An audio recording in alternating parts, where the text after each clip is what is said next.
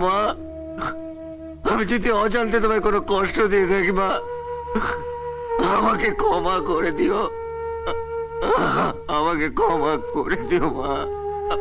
আজ তোর জন্য আমার মান সম্মান সব মাটিতে মিশে গেছে। আমি কি করিনি তোর জন্য, কি করিনি আমি তোর জন্য, আর তার এই দাম তুই দিলি? বাবা, বাবা কি করছো তুমি? ছেড়ে দে। একটা চোরের জন্য আমার প্রাণে কোনো দয়া নেই, মায়া নেই, কিচ্ছু নেই। আরে আমার চোখের সামনে আমার ফ্যাক্টরিটা যেদিন জ্বলে পুড়ে ছাই হয়ে গেল, আমি সর্বশান্ত হয়ে গেলাম। সেদিন আমি এত দুঃখ পাইনি যে দুঃখ আজ আমি পেয়েছি।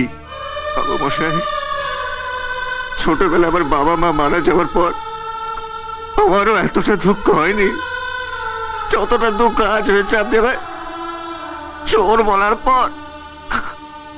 আপনি চোর ভাবলেন কি করে বাবা মশাই?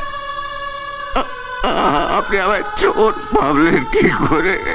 আর সাফাই গাওয়ার কোনো প্রয়োজন নেই। চলে যা এখান থেকে, চলে যা আমার চোখের সামনে থেকে, বেরিয়ে যা আমার বাড়ির থেকে, বেরিয়ে যা। বাবা, শুধু বাড়ি কেন, এই শহর ছেড়ে আমি চলে যাব। কি বা দাম আছে একটা অনাথের? কোন রকমে বাকি জীবনটা আমি কাটিয়ে দেব।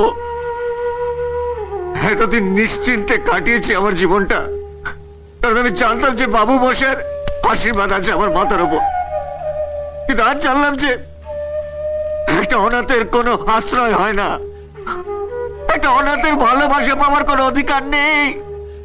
ঠিক আছে বাবু মশাই, ঠিক আছে, আমি চলে যাচ্ছি, আর আসবো না, আর আসবো না আপনার সামনে। হ্যাঁ হ্যাঁ, আর আসবি না। এরপরে যদি আমার বাড়ির চৌকাঠে তুই পা রেখেছিস, তাহলে আমার মরা মুখ তুই দেখবি। ঠিক আছে, ঠিক আছে, মুখ আর আপনাকে আমি কোনোদিনও দেখাবো না।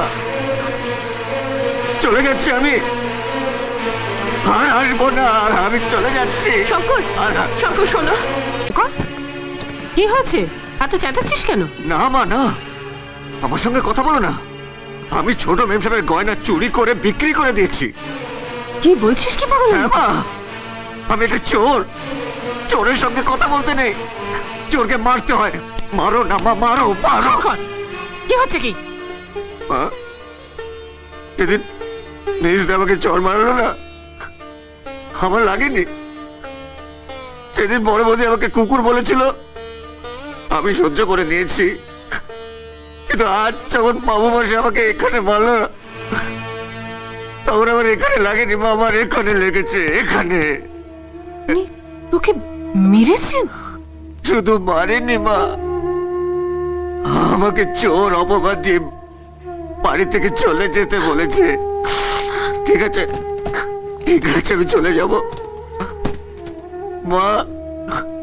আমি যদি অজান্তে তোমায় কোনো কষ্ট দিয়ে থাকি মা, আমাকে ক্ষমা করে দিও, আমাকে ক্ষমা করে দিও মা।